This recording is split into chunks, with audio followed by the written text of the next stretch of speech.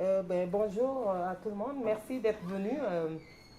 Le CIRAM est très heureux de recevoir M. Charles Katembo. M. Charles Katembo est titulaire d'un doctorat en développement régional à l'Université de Chicoutimi. Il est aussi titulaire d'une maîtrise en baccalauréat ici à l'Université Laval. C'est l'ancien président de Baraza Lakivu en RDC. Ensuite, il est un ancien militaire de l'armée de réserve canadienne ici et il est l'auteur d'un ouvrage qui s'intitule L'intégration continentale du Québec et des conflits dans la région des Grands Lacs africains.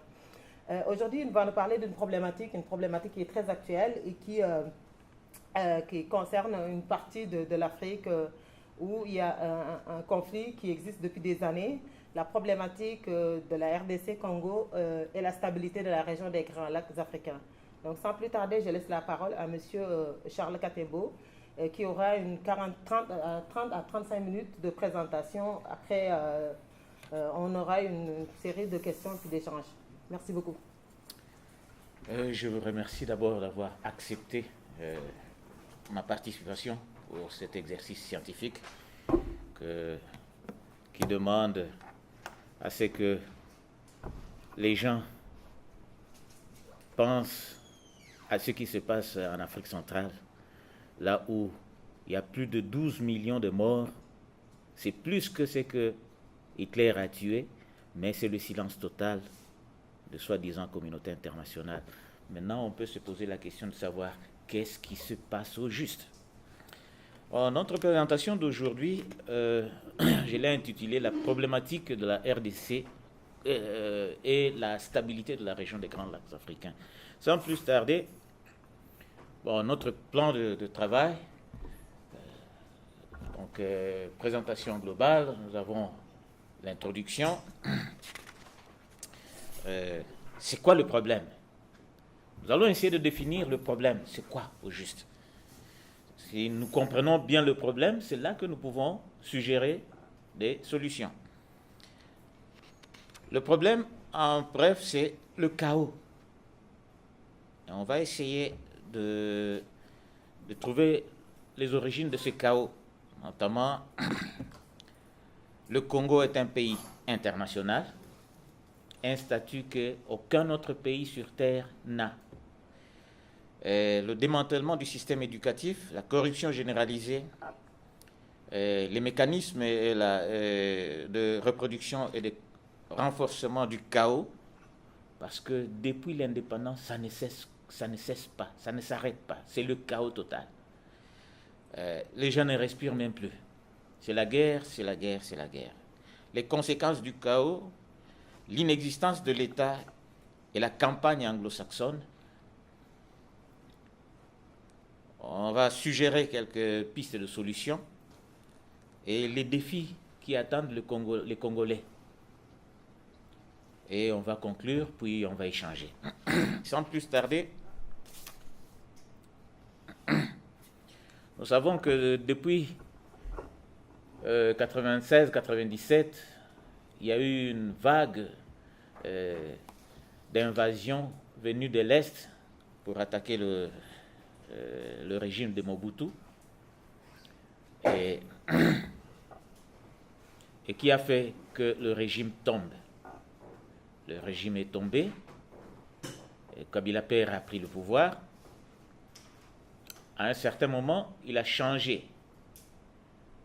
Il est venu avec les Rwandais et il s'est dit non, non, non, non, vous retournez chez vous. Dès qu'il a dit ça,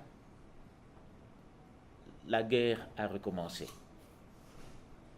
La guerre a recommencé, et c'est ce qu'on appelle la guerre mondiale africaine.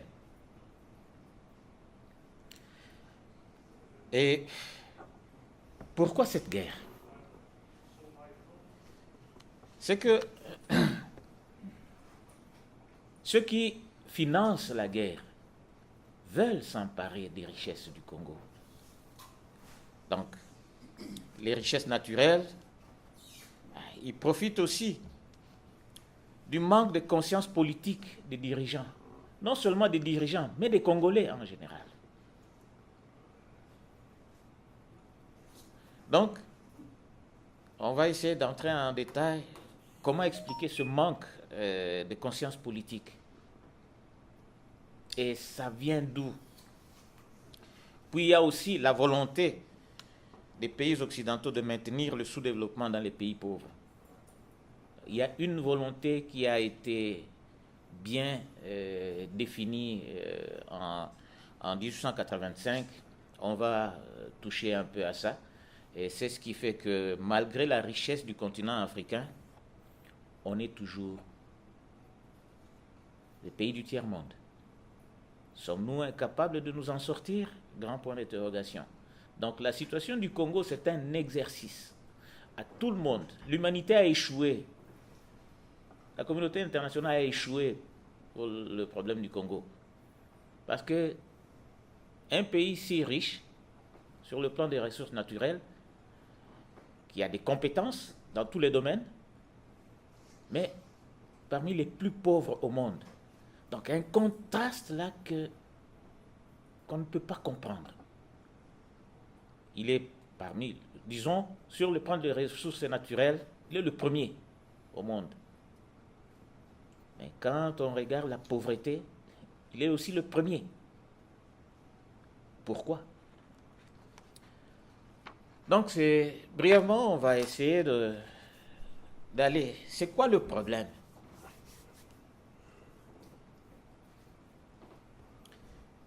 Celui qui était responsable de la force publique du Congo pendant l'époque coloniale, le lieutenant-général belge Émile Robert Janssen, pendant l'indépendance, il disait vous voulez l'indépendance, mais avant l'indépendance comme après l'indépendance sera égal avant l'indépendance. Les gens ne comprenaient pas qu'est-ce qu'il disait. Ils ne comprenaient pas. Vous voulez l'indépendance, on vous donne l'indépendance, mais ça sera la même chose qu'auparavant. Donc c'était pour dire que le système est déjà mis en place. Indépendance ou pas, on va continuer à vous exploiter. On va continuer à vous déstabiliser. On va continuer à créer le chaos pour que nous puissions continuer à vous exploiter. C'était la signification de cette phrase qui reste dans la mémoire de beaucoup de Congolais. Et Mobutu, lui aussi, qui a renchéri en disant « Après moi, c'est le chaos ». Il savait ce qu'il disait. Il savait ce qui se disait dans le monde obscur où on formatait des politiques pour bien gérer le monde. Donc le problème, c'est le chaos. Le chaos se manifeste de plusieurs façons, mais de deux grandes façons. Donc le pays est ingouvernable, présentement. L'État est absent dans tous les domaines. L'État est absent. Et l'autre problème, c'est que les Congolais ne s'assoient pas pour se parler de leur sort. Qu'est-ce qui nous arrive? Qu'est-ce que nous sommes capables de faire pour nous en sortir? Les Congolais sont incapables.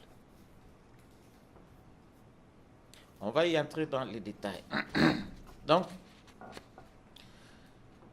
l'État est presque absent. L'occupation étrangère, la corruption généralisée, l'insécurité. Là, tout de suite, on vient de m'envoyer des images, ce qui se passe dans une ville au Congo à l'est, à Uvira, en face de Bujumbura. Là, il y a un fléau. On commence à voler les enfants. On les décapite pour prélever les organes. Parce que le commerce des organes est très florissant dans ce coin-là. Donc c'est l'insécurité totale qui règne là-bas. Donc, les massacres des populations, Béni, vous montez. Donc on tue les populations pour les remplacer. On va entrer en détail. Le pillage des ressources naturelles. la pauvreté extrême, donc les gens ne pensent qu'à manger. Qu'est-ce qu'on va manger? Alors qu'on a un sol très fertile. Ce n'est pas manger qui est problème. Donc, le Congo, s'il est libre, on peut fermer tous les puits pour se contenter seulement de l'agriculture. Et les gens vont s'en sortir. Mais non. Ceux qui dirigent le Congo ne veulent pas. Donc, on va commencer avec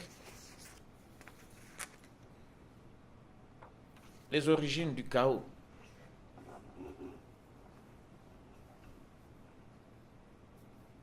La RDC est un pays international qui est soumis à la volonté des Occidentaux parce que cette volonté est de refuser l'industrialisation des pays du tiers-monde. On va essayer de lire quelques articles de la charte de l'impérialisme. Peut-être qu'il y a beaucoup de gens qui ne connaissent pas cette charte qui est même publiée sur Internet à partir des Tervuren en Belgique. Donc, on maintient les gens dans la pauvreté. C'est voulu et c'est fait sciemment. Jusqu'où l'homme sera si mauvais. La deuxième origine, c'est que c'est le démantèlement du système éducatif. Avec Mobutu, on verra beaucoup de choses sont tombées. Il n'y a plus de recherche. Je me rappelle, j'étais à l'université de Lubumbashi dans les années 80, fin années 80. On avait un professeur, Papa Robert. À ce moment-là, il était parmi les 5 docteurs en physique nucléaire. Il était embauché à la NASA, mais pour son esprit nationaliste, il est retourné au Congo, au Zaïre à l'époque. Il était devenu plus photographe que chercheur, parce qu'il prenait de belles photos et il pouvait vendre ça. Donc, la recherche oubliée. Alors, on forme qui? Donc, et là, on va voir la grève des enseignants en 1990, suite au salaire médiocre, parce que Mobutu baissait toujours les salaires, et le coût de vie. Les salaires ne suivaient pas le coût de vie. Donc, la grève pousse les parents à accepter un autre système qu'on a essayé de copier à la Belgique. Mais ce n'est pas vraiment le même système. Le système de prime aux enseignants. C'est que, comme le salaire est insignifiant, les parents s'organisent pour donner un peu d'argent à l'enseignant pour que l'enseignant puisse continuer à donner des cours aux enfants. Donc, au début, c'était considéré comme une faveur, mais par la suite, c'est devenu un droit. Si tu ne payes pas la prime, ton enfant n'étudie pas. Ça devient une obligation. Et ça a commencé au collège Al-Fadjir et à Bukavu. C'est là où ça a commencé. Et par la suite, le système s'est étendu sur toute la République. Nos amis de l'ouest du Congo, ils ont vu seulement ce système venir, mais ils ne savent pas l'histoire de la prime, comment ça a évolué. Et pour mieux comprendre comment le système éducatif a été vraiment démantelé, ceux qui sont curieux pour ce sujet, ils peuvent lire un collègue, Yeikelo Yaato Bongele, qui a écrit l'Université contre le développement au Congo.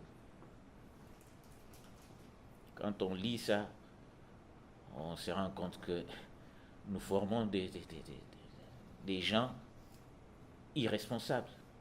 Et c'est le résultat que nous voyons aujourd'hui.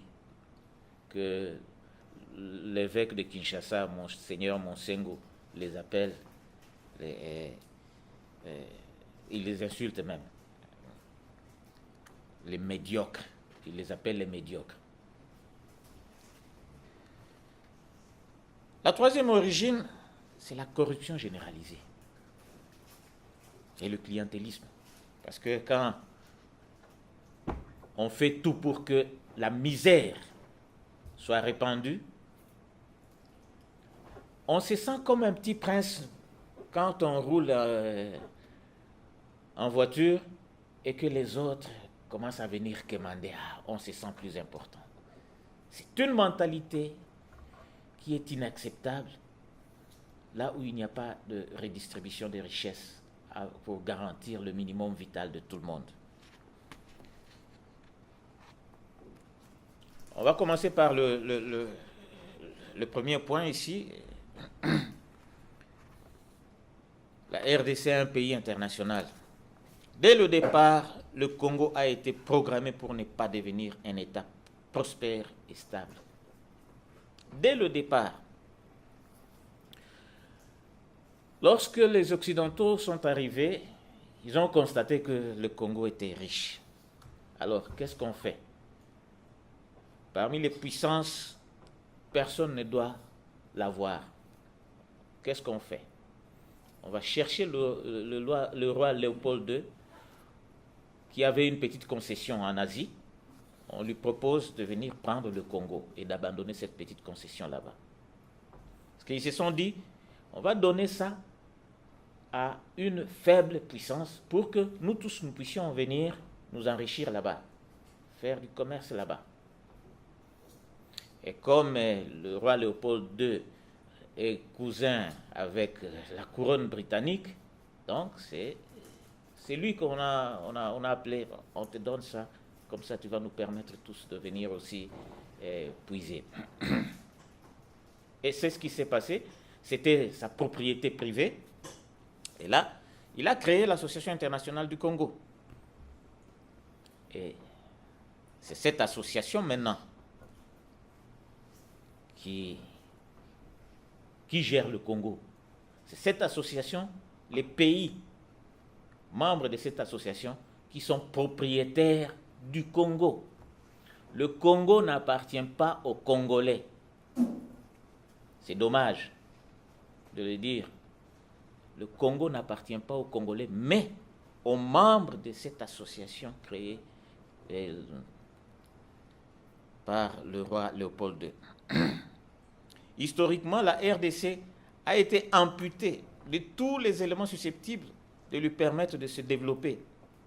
Donc, c'est le seul pays au monde qui a un statut international. Les autres pays peuvent dire, ah, le pays colonisateur de tel pays, c'est la France, c'est la Belgique. Mais la Belgique n'a pas eu beaucoup de colonies, excepté le Congo, lorsque le roi Léopold II a remis à la Belgique par la suite, mais c'était sa propriété privée. Donc nous, on a plusieurs colons qui dominent. On n'a pas un seul colon.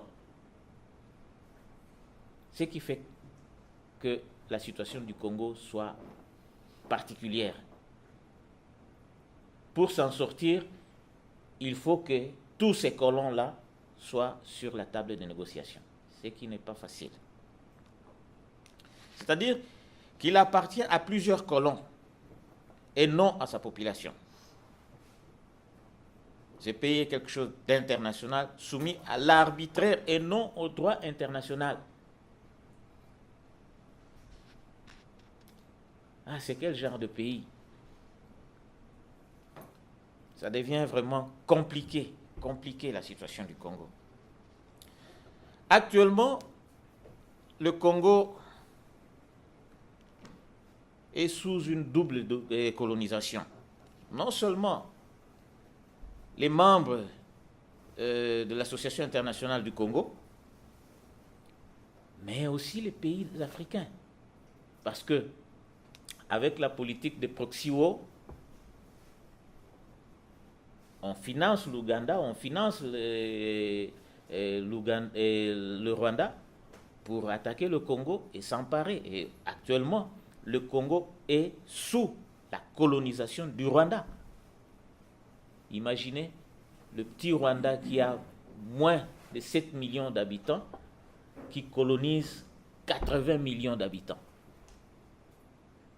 Chez nous, on dit un poussin qui semble gonfler dans la casserole, c'est que sa mère est en bas. Donc, ce n'est pas le Rwanda, ce sont ces pays-là occidentaux qui, à travers le Rwanda. Donc, toute l'économie du Congo est gérée par le Rwanda. Toute l'armée du Congo est gérée par le Rwanda. Donc, on a des généraux rwandais qui ne savent même pas parler Swahili, qui ne parlent que le Kinyarwanda et l'anglais. Certains commencent à parler français maintenant. Ce que nous vivons là-bas, c'est terrible.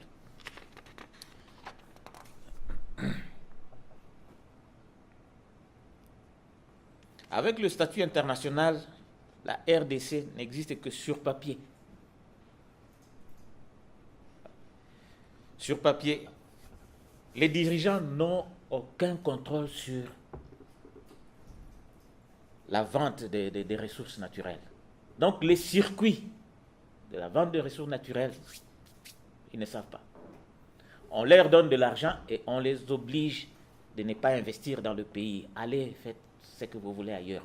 Kabila lui-même a, je ne sais pas si c'est 16 entreprises en Corée du Nord, il en a 3 en Chine. Pourquoi ne pas les investir au Congo? Bon. Donc, quiconque veut être président du Congo doit signer certains accords secrets pour maintenir ce statut d'un pays international.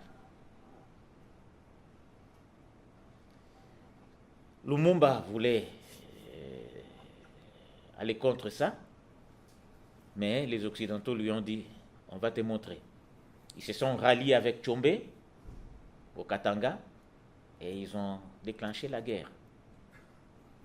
Donc toujours il y aura un Africain qui va trahir la cause des Africains. C'est ce que nous voyons. Donc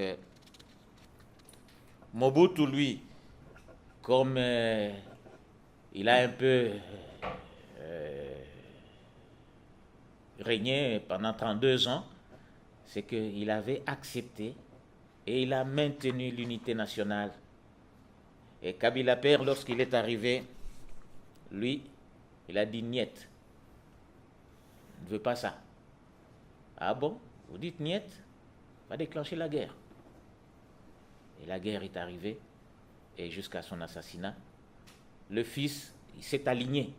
Il s'est aligné. Il n'a pas eu de choix. Il s'est aligné. Et voilà là où nous en sommes. Donc, Kabila Père a voulu chasser les Rwandais, mais les Occidentaux lui ont dit non, non, non, non, non. On va d'abord t'éliminer. Ensuite, le projet va continuer. Avec Kabila fils, la vente de tout. Tout ce que vous voulez acheter, vous avez l'argent, allez au Congo, vous allez acheter. Vous allez acheter. Tout. Donc la corruption a atteint un niveau vraiment qu'on ne peut pas comprendre. Comme on est limité dans le temps, on va passer au second point, sur les origines du chaos, le démantèlement du système éducatif. Dans les années 80, j'étais à l'université de Lubumbashi. On avait la restauration, on avait des bourses, tout a été coupé. Bon. Les années 90, la situation a continué à dégringoler, à être insupportable. Il y a eu des années mortes ou des années blanches où les gens n'allaient pas à l'école. Le banditisme des jeunes, les jeunes filles qui n'avaient pas de préservatifs, il y avait un enregistrement de beaucoup de grossesses. Donc c'était catastrophique. C'est là que le père jésuite André Nocarte a suggéré le système de primes aux enseignants. Donc, et là, le système de primes, c'était l'Église catholique qui a soutenu ça. Donc, toutes les écoles conventionnées catholiques ont adopté ça à travers le pays. Et ce qui fait que les gens peuvent aller à l'école, mais à quel prix? À l'absence du soutien de l'État. Donc les gens vont à l'école sachant que l'État est absent. Les enseignants qui reçoivent un peu d'argent du gouvernement, cet argent est loin d'être suffisant pour subvenir aux besoins de la famille. Donc ça devient vraiment la responsabilité des parents. L'enseignement actuellement est sous la responsabilité des parents parce que le gouvernement est presque absent. Ils ont essayé avec, pour les professeurs d'université, $2000 chaque fin du mois, mais est-ce que c'est suffisant? Et les autres du primaire et du secondaire? Donc on voit que les gens luttent individuellement au lieu de se mettre ensemble pour essayer de trouver des solutions. Donc, Mobutu, lors de la conférence nationale souveraine, a été affaibli. L'UNESCO a coupé ses ressources et il y avait la pression de l'Union sacrée, là où toute l'opposition s'est mise ensemble, mais toujours il était là, malgré les secousses. Les salaires aussi étaient vraiment médiocres, d'autant plus que à ce moment-là, on appelait la planche à monnaie. Il ne cessait de fabriquer la monnaie qui perdait complètement de valeur. Cette monnaie était acceptée à l'ouest, mais pas acceptée à l'ouest, dans un même pays. Alors on se demande où est-ce qu'on s'en va. Et cette situation était catastrophique. Parlant de la prime, pour montrer que l'État est vraiment absent de ça, chaque école pouvait fixer le montant comme il veut. Au collège Al-Fadjir, il y avait même des catégories d'élèves. Ah, votre père travaille à la banque, donc vous êtes de telle catégorie, vous devez payer telle prime. Tel père est commerçant dans le marché central, lui il est de telle catégorie, il va payer telle prime. Donc, il n'y avait pas vraiment de standard. Chaque enfant était catégorisé en fonction du revenu des parents. Donc, ce qui fait que c'était vraiment arbitraire, c'est du désordre. Donc, les gens ont commencé à lutter. Un système qui a commencé depuis début 90, c'est maintenant, 2015, que les parents se sont dit non, on est essoufflé. Il faut arrêter ça. Et maintenant, quand j'étais à Bukavu il y a 2 ans, les parents s'est mobilisés pour mettre fin à un tel système. Et le gouvernement, où est-il? Il fait semblant d'être présent, mais il est absent. Plus grave encore, l'archevêque de Bukavu, Maroui, il perçoit pour chaque école $4000 chaque année. Pour chaque école qui est membre des écoles conventionnées catholiques. Et c'est la même chose, même Monsengo à Kinshasa, il reçoit l'argent des parents. Alors on s'est dit, mais pourquoi exploiter les parents qui sont déjà pauvres au lieu de faire pression sur le gouvernement pour que le gouvernement prenne ses responsabilités? Donc les parents souffrent beaucoup à cause de ce système. Un système qui n'aide pas, Vous allez m'interrompre si je dépasse. Donc, conséquence d'un tel système, c'est que les professeurs sont facilement corruptibles. Par l'argent, par les connaissances, ou on donne les points sexuellement transmissibles, comme on dit chez nous. Les points sexuellement transmissibles. Les étudiants ou élèves ne fournissent plus beaucoup d'efforts parce qu'ils savent que j'ai l'argent. Ok, je vais chercher l'argent, je donne l'argent au professeur, j'ai des notes. Et il va continuer comme ça jusqu'à obtenir son diplôme. Mais pour l'emploi, il va encore corrompre. Il sera encadré au sein de son emploi. Mais ça devient terrible. Des gens comme ça, lorsqu'ils sortent du pays, bon, ils font des scandales. Pourquoi? Parce que leur formation n'a pas été vraiment appropriée.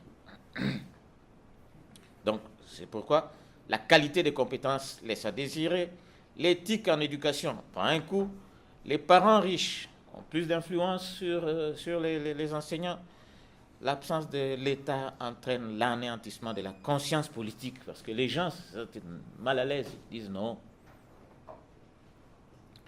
L'État est absent, donc on ne peut rien. Et c'est ce qu'on remarque lorsque Monsengo qui dit qui considère que tous ces gens-là ne méritent pas de diriger le pays parce que leur formation, ils ont étudié dans quelle école, dans quelles conditions. Donc, la conscience politique est foutue. Donc, nos chefs aujourd'hui n'ont aucun programme. S'il est nommé ministre, il vient, il cherche à s'enrichir et c'est fini. Donc, leur langage actuellement, c'est notre tour de manger maintenant. Donc, faire la politique au Congo, c'est accéder à la mangeoire. Accéder à la mangeoire. Donc, c'est ça le principe. Ce n'est pas venir pour essayer de soulager la misère de la population. Non, c'est accéder à la mangeoire. Donc, la corruption généralisée, je vais prendre l'étranger libanais. C'est un cas frappant. Un Libanais, tout le monde sait que c'est un Libanais, il est là pendant quelques années, il fait ses affaires là-bas, et dans son entreprise, il n'embauche aucun Congolais. Et d'un seul coup, il donne des millions de dollars au directeur du cabinet du président, 300, 500 000, ici, 300 000, pour qu'il passe comme ministre de mines de la province du Katanga. Et il a failli passer. Heureusement qu'il y a une dame, une députée. C'est pourquoi ces derniers temps, il faut donner le pouvoir aux mamans. Elles sont plus conscientes que les hommes. C'est ce que j'ai remarqué. Elle est la seule députée qui a dit « On nous tue à cause de ces minéraux, la terre de nos ancêtres. Et voilà, nous voulons donner cette terre à un étranger. » Elle a juré que ça ne passera jamais. Une dame, une députée. Et le monsieur a dit, effectivement, j'ai investi en corrompant tout le monde pour que je puisse récupérer en devenant ministre de mines du Katanga. Et il n'est pas passé à cause de cette dame. Donc, on a vu la capacité des mamans, même en Tanzanie, le Parlement tanzanien plutôt, il y a une dame encore qui s'est levée pour changer, apporter des changements. Donc, il faut encourager les mamans. Dans des situations comme ça, extrêmes, je pense que les femmes sont mieux conscientes que les hommes.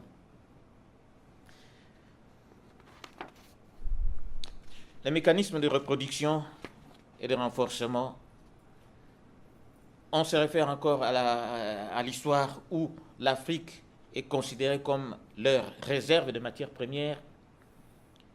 et de biodiversité. Pas plus. Pour vous les Africains, non, vous devez rester là. Alors, sommes-nous conscients de cette situation? Il revient aux Africains de penser. Qu'est-ce que nous pouvons faire vis-à-vis de ça? Parce que j'étais tellement déçu de voir comment tous les Africains ont lâché Kadhafi. Quelqu'un qui avait des projets pour développer l'Afrique, on l'a lâché. Tout le monde. Et il a été abattu comme un chien. Ça me fait toujours mal au cœur. Parce que c'est quelqu'un, si aujourd'hui, il y a la communication en Afrique fonctionne, c'est grâce à Kadhafi, le satellite qui a été lancé grâce à ces initiatives. Et beaucoup d'autres projets. Mais non, tous les Africains l'ont lâché. En tout cas, c'est vraiment dommage. On a beaucoup à échanger. Je pense que les conséquences du chaos sont vraiment nombreux. L'insécurité, le banditisme, le meurtre, le massacre. On remplace les populations. Beni, Lubero, Goma, où vous montez. On tue les populations, on les intimide et vous fuyez. Il y a une population du Rwanda qui vient s'installer. Et là, il y a un autre projet. Israël ne veut plus des Falachas. Les soi-disant Hébreux venus d'Érythrée, le coin de la corne de l'Afrique, qui étaient partis en Israël. Maintenant là, à cause du racisme, ils ne veulent plus d'eux là-bas. Maintenant, Kagame, comme président de l'Union africaine, il veut qu'ils viennent s'installer au Rwanda. Au Rwanda, il n'y a pas d'espace. Ils cherchent l'espace au Congo. Mais qu'est-ce que ces gens-là vont venir faire? Là, ce sont les hommes d'abord qui vont venir. 32 000. Pas de femmes, pas d'enfants, pas de vieillards. Qu'est-ce que ces 32 000 vont venir faire? Sinon, c'est pour les transformer en militaires pour aller déstabiliser le Congo encore.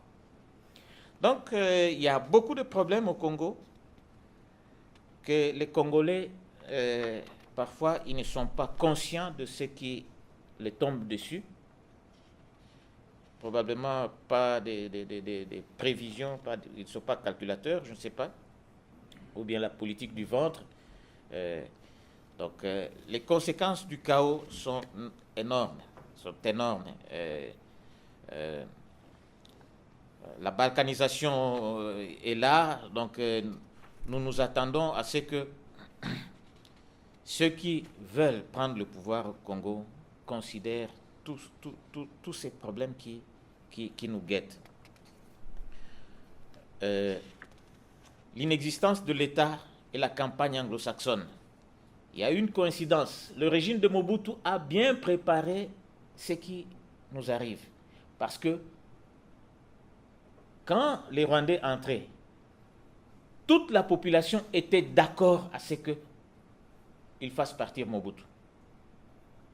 Donc Mobutu a tout préparé, il a tout détruit afin que les envahisseurs viennent, qu'ils soient acclamés. Et c'est ce qui est arrivé. Ils sont arrivés au pouvoir et les changements, la suite, nous la connaissons. Nous sommes dans une situation où le pays est sous la colonisation. Là,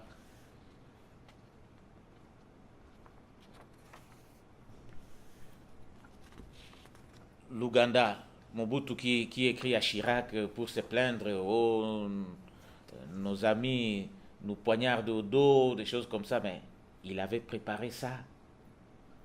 Avec tous les milliards qu'il avait à travers le monde, il pouvait bien construire le pays, mais il n'avait pas fait. Donc il savait ce qui se passe, c'est pourquoi il a dit, après moi c'est le chaos.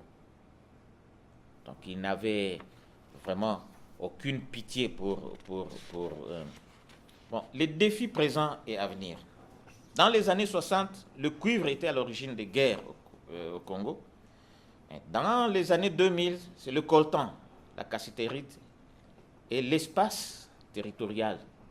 Parce que on prend d'autres populations pour les installer au Congo. Dans l'avenir, avec la nouvelle technologie, donc on s'attend à ce qu'il y ait une autre guerre. basé sur le cobalt et les métaux rares, donc, qui seront à l'origine des conflits qui nous arrivent. Mais il y a aussi le projet de l'eau pour renflouer le lac Tchad. Le lac Tchad est en train de se sécher. Et selon les études faites, il faut ravitailler l'eau à partir du bassin du fleuve Congo. En 2005, Kabila avait accepté. Mais actuellement, j'ai vu le ministre de l'Environnement qui dit « Niet, ça ne passe pas au Parlement, on refuse ». Mais les Tchadiens disent que nous allons prendre, parce que vous avez accepté en 2005, nous allons prendre cette eau par la force. Donc il faut s'attendre à la guerre, à cause de l'eau. Mais le plus grand défi, c'est celui de l'éveil de la conscience politique des Congolais et la capacité à surpasser l'individualisme, le tribalisme et tout isme qu'on peut s'imaginer. Parce que quand quelqu'un, on lui donne un poste ministériel, il aligne tous ces gens de sa famille. Il ne suit pas les compétences, non, il aligne tous les gens de sa famille. Donc, en conclusion, les Congolais ont un choix à faire parmi les deux. Soit la disparition du peuple congolais suivie de son remplacement par les populations venues d'ailleurs,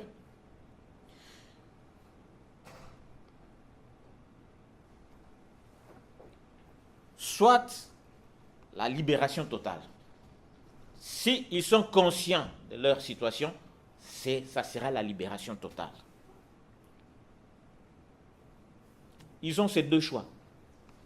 Parce que l'envahisseur, qu'est-ce qu'il fait? À l'est, comme il y a des groupes armés qui les empêchent de bien s'installer, ils amènent les vaches maintenant à l'ouest. Et qui amène ces vaches à l'ouest? Ce sont des militaires rwandais qui veulent s'installer maintenant à l'ouest, en chassant la population là où ils s'installent. Et ça devient un problème sérieux. Donc, les Congolais ont un choix à faire parmi les deux. Vous acceptez être remplacé par d'autres populations venues d'ailleurs, ou vous prenez vos responsabilités et vous vous libérez. Je vous remercie.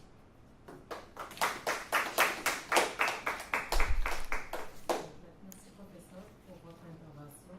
On a une série de questions, des échanges. Vous décrivez une situation assez chaotique de la RDC. Vous avez aussi fait aller chercher un peu les causes de ce qui se passe actuellement dans une perspective historique avec les 3 points que vous avez soulevés qui sont importants. Je laisse la parole à ceux qui veulent intervenir pour qu'on puisse échanger puis discuter de cette